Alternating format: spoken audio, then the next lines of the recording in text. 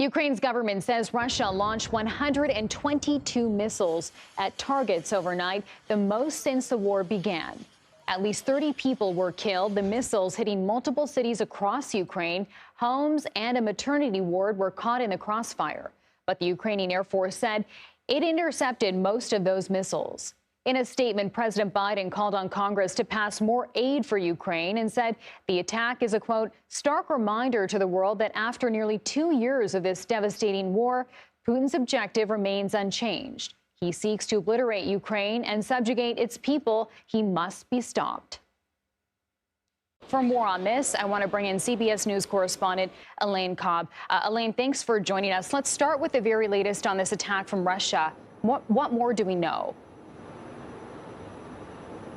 Chanel, this was a massive attack. It hit across the country, hitting the capital, Kyiv, of course, but also Kharkiv, Lviv in the west, which had been largely spared in recent times, and also Odessa in the south. Now, Ukrainian President Volodymyr Zelensky said Russia hit it with everything in its arsenal.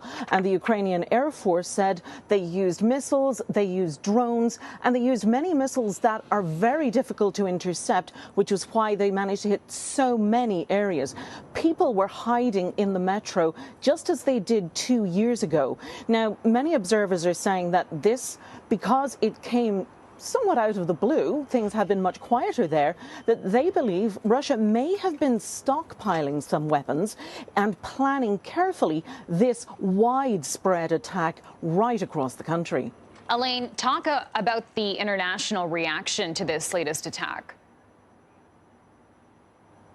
There's been condemnation across the board and right off the bat. The United Nations human rights body immediately called on Russia to halt its attack.